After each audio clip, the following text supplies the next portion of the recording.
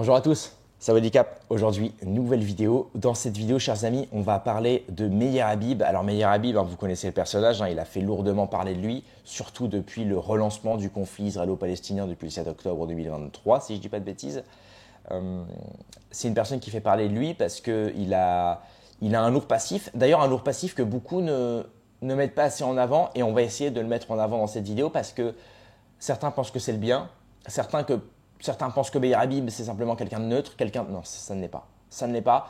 On va essayer de rétablir la vérité aujourd'hui dans cette vidéo, comme je le fais d'ailleurs sur ma chaîne YouTube. Et si vous voulez plus de vérité, si vous voulez plus d'actualité, si vous voulez plus de comportement moral et éthique, c'est ici que ça se passe. Donc abonnez-vous à la chaîne YouTube. On essaye de...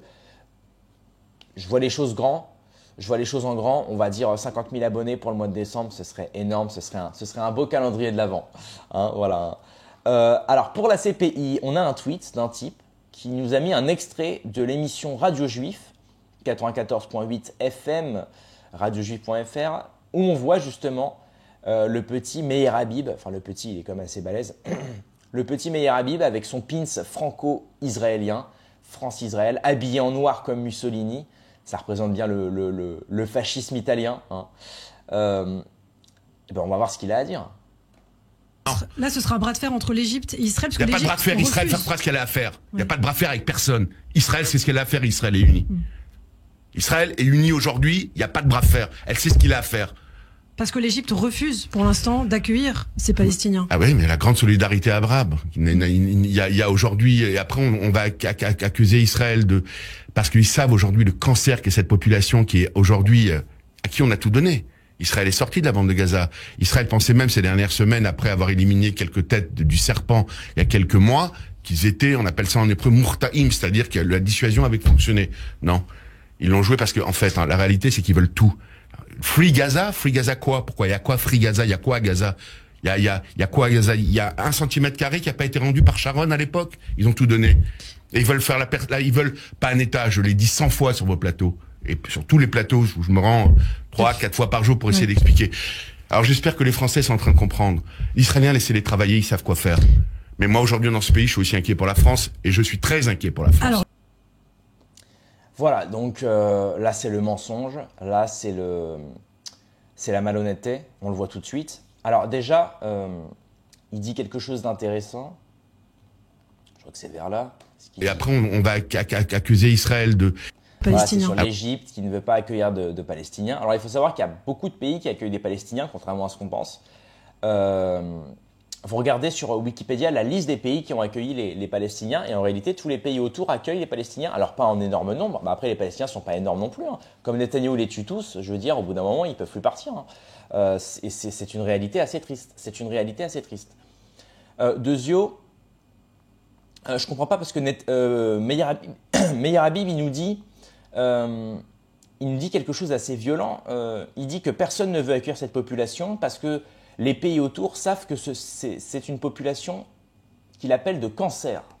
Je ne sais pas s'il juge les mots qu'il dit, s'il arrive à jauger même les mots qu'il dit.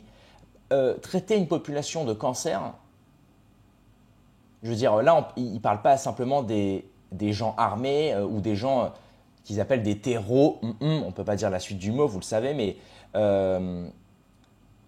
là, il ne parle pas juste des terreaux, il ne parle pas juste des gens armés, il ne parle pas du Hamas, là, il parle de la population palestinienne. Moi, c'est ce qui me dérange, c'est qu'à chaque fois qu'une personne qui est en faveur de l'État d'Israël parle des Palestiniens, il parle toujours des Palestiniens dans leur entièreté. Alors qu'on nous répète constamment de ne pas faire l'amalgame, on nous répète constamment de « eh non ». Là, c'est toute la population palestinienne, c'est un cancer. Ça me rappelle Netanyahou qui disait une fois qu'on aura tué le chef du Hamas, la guerre s'arrêtera. Ils en ont tué 2. Une fois que les 2 chefs étaient morts, maintenant il a dit il faut déradicaliser la population palestinienne. Donc en fait, il ne s'arrête jamais. Il y a toujours un prétexte pour dire regardez, on ne peut pas s'arrêter parce qu'il y a ça. Regardez, il y a ça. Regardez, il y a ça. Donc déjà, c'est un certain mensonge qui est assez dérangeant. Et on comprend que Israël, à leur tour, ne veut pas lâcher l'affaire. Ne veut pas lâcher l'affaire. Pareil, Meir Habib, il dit, il y a quoi à Gaza? Mais si Gaza, ça ne t'intéresse pas, laisse sur la terre alors. Pourquoi vous voulez absolument les déradicaliser? Pourquoi vous voulez les buter? Pourquoi vous les bombarder si vous vous en foutez de Gaza? Ah non, non, tu mens, Meir Habib. Parce que vous-même, vous ne voulez pas Israël. Vous voulez le grand Israël. Vous voulez l'Égypte. Vous voulez le Nil. Vous voulez une partie de l'Arabie Saoudite, une partie de l'Iran, une partie de l'Irak, une partie de la Syrie. Vous voulez le grand Israël. Le grand Israël est votre objectif. On le sait très bien, c'est un projet messianique. Vous attendez le retour du Messie, mais vous ne vous rendez toujours pas compte que le Messie est arrivé, il s'appelle Jésus-Christ, et il est venu en votre défaveur. Il a quitté le judaïsme pour rejoindre ce qu'il appelle l'amour universel, qu'aujourd'hui on appelle le christianisme. C'est l'amour universel. Les Juifs n'ont pas aimé ça, ils ont appelé les Roms, ils ont appelé les Romains, et ils ont demandé à ce que Jésus se fasse crucifier. C'est simple, c'est tout. C'est tout. Les Israélites, donc la population d'Israël d'époque, a commandité la crucifixion de notre cher aimé Jésus-Christ. C'est tout. Parce que Jésus était le Messie, les gens ne veulent toujours pas l'avouer. Jésus était le Messie et il est venu en la défaveur de la population juive d'époque. Ce qui n'a pas plu. Et c'est pour ça que tous les extrémistes et les radicaux, en faisant une réinterprétation de la Torah, qu'aujourd'hui on appelle le Talmud, c'est pour ça que le Talmud est rempli d'horreur envers Jésus. Parce qu'ils ont la rancœur envers Jésus. C'est une population à l'époque. Parce qu'en gros, il faut comprendre que le Talmud, c'est le nouveau livre, un petit peu, c'est la nouvelle Bible des Juifs. C'est une version améliorée de la Torah qui est en fait une réinterprétation orale de la Torah par certains extrémistes, par certains radicaux. Et étrangement, ce sont les mêmes qui ont appelé à crucifier Jésus. Donc, étrangement, dans ce livre-là, ils disent que Jésus est un fils de qui est en enfer et qui baigne dans un pot d'excréments, que sa mère, la Vierge Marie, était une teupue, et plein d'autres choses pas très très gentilles. Et aujourd'hui, ça me fait marrer quand les gens ils parlent de Messie, quand on voit les rabbins qui vous parlent de Messie. Mais le Messie, il est déjà arrivé et il est venu en votre défaveur. Bon bah voilà, vous ne voulez simplement pas l'accepter. Et c'est d'ailleurs marrant parce que tous les laïcards qui parlent à longueur de journée de la République et de la laïcité en France sont les premiers à soutenir la politique israélienne, alors que la politique israélienne sioniste est une politique religieuse. C'est une politique religieuse et messianique qui attend le Messie, qui souhaite le retour du grand Israël comme à l'époque, et qui ne parle que de projets religieux. Et ce sont les mêmes en France qui vont vous dire il faut la laïcité, il faut la République, il faut arrêter le voile, il faut arrêter les bonnes sœurs, il faut arrêter ceci, il faut arrêter cela, il faut arrêter l'extravagance religieuse. Mais c'est les premiers à inviter les rabbins à faire Hanouka à l'Élysée. C'est les premiers à allumer le grand cierge à 6 branches dans la ville de Perpignan. Je sais parce que j'y habite. C'est quand même étrange. C'est quand même étrange. C'est étrange.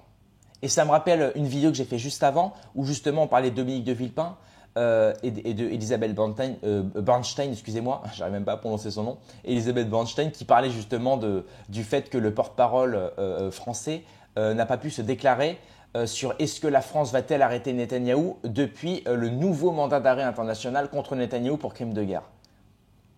La France, elle est un petit peu dans le flou. Et là, justement, on se dit, mais qui donne les ordres? C'est qui décide de ça? Le porte-parole, il est tenu par qui? Moi, je ne sais pas, hein, c'est une simple question que je pose. Mais on est en droit de se poser des questions. Donc moi, Meir Habib, il faut comprendre deux choses. La première, c'est que c'est un type, parce qu'on va parler un peu du passif de Meir Habib, et d'ailleurs, je vous incite à regarder l'article de Médian 442 pour ça, qui ont très bien résumé l'article. Je vais vous le dire vite fait. En gros, oui, parce que c'est un gros morceau en plus, le Meir Habib. Meir Habib, il faisait partie à l'époque, il y a plusieurs dizaines d'années, d'une milice qui était classée comme terroriste en Israël et aux États-Unis. C'est une milice de gros bras qui, en France, pendant des manifestations antisionistes, qui pendant une quelconque manifestation dans la rue ou même d'événements qui visent à être promus ou tenus par des personnalités antisionistes, notamment par exemple Alain Soral qui avait fait signer son livre dans une librairie et qui s'était fait agresser par des milices, par des gens armés avec des battes de baseball en fer.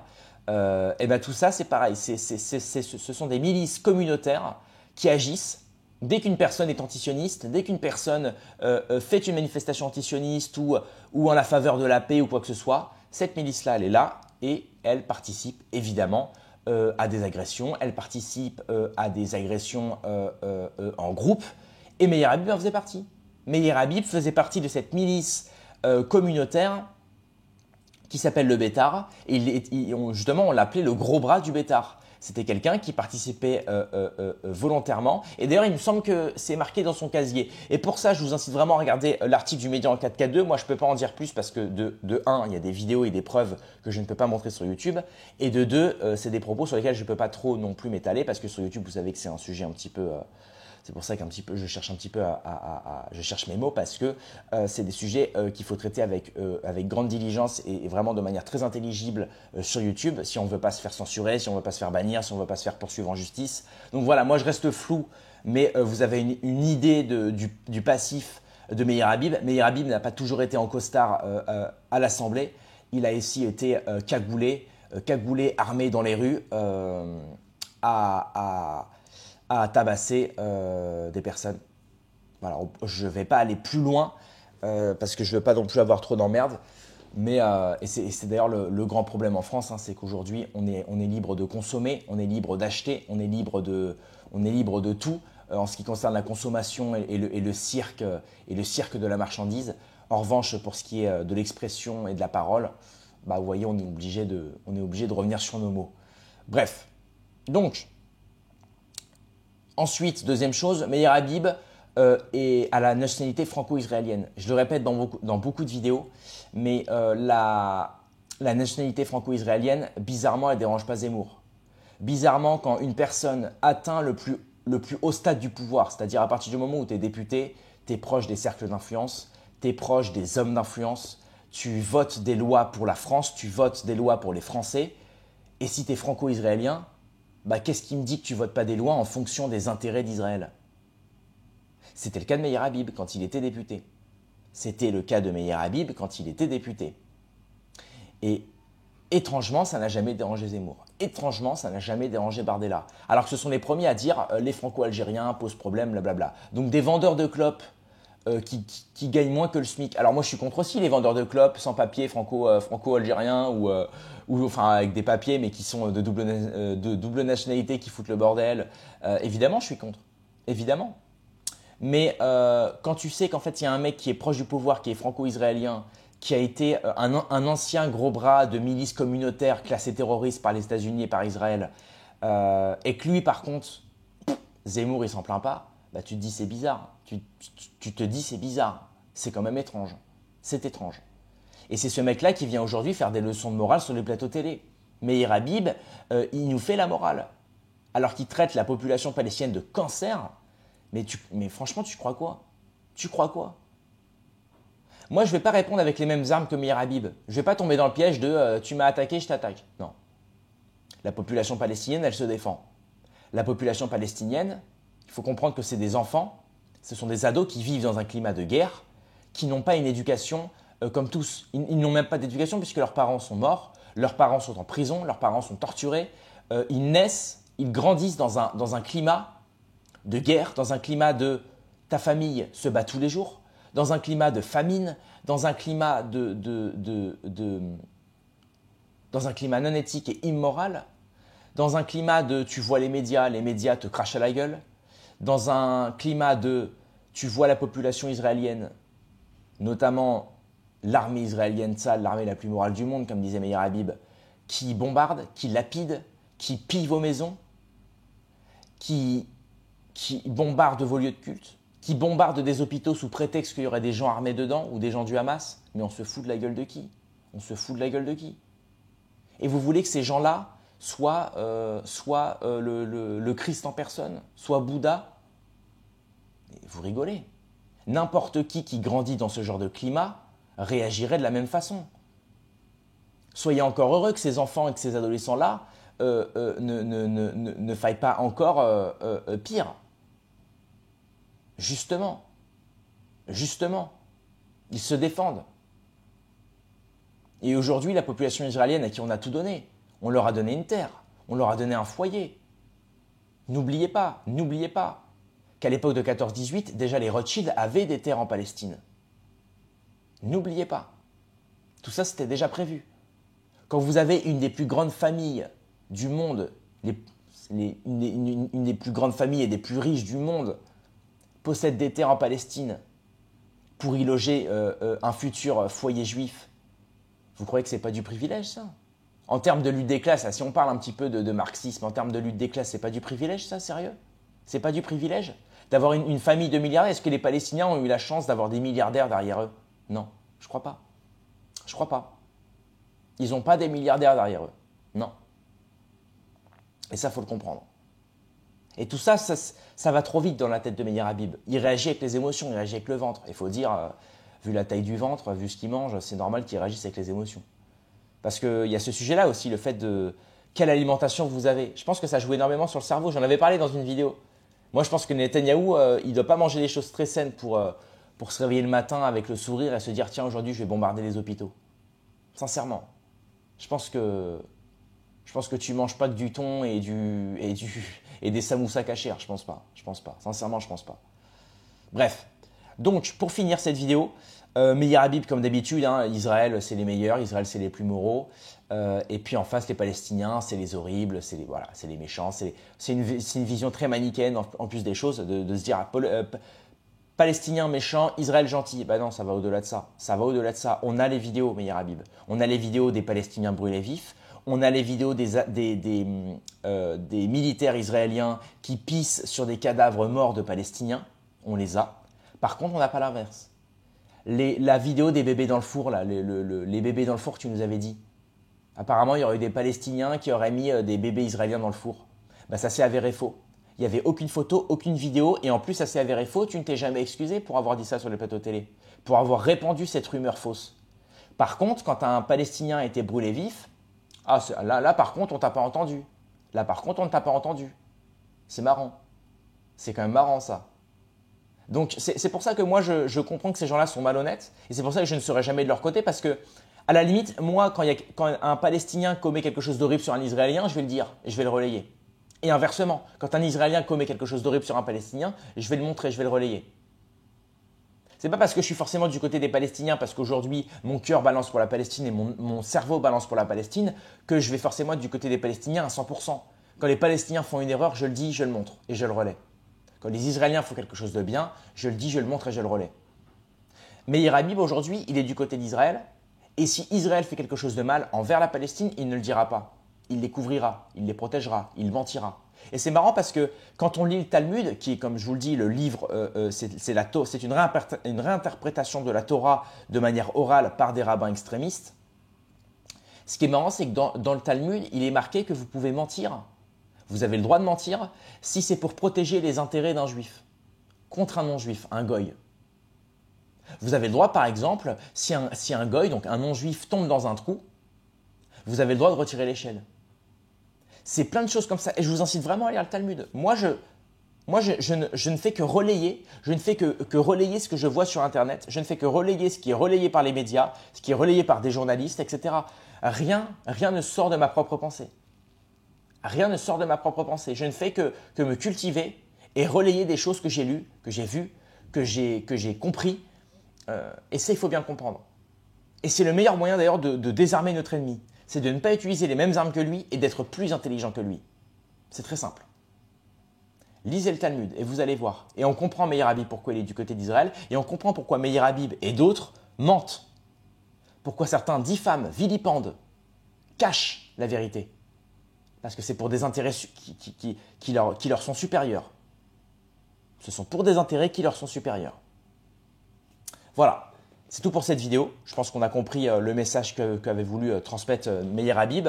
Un message auquel je ne suis pas d'accord. Non, les Palestiniens ne sont pas un cancer. Non, ce ne sont pas des cancers.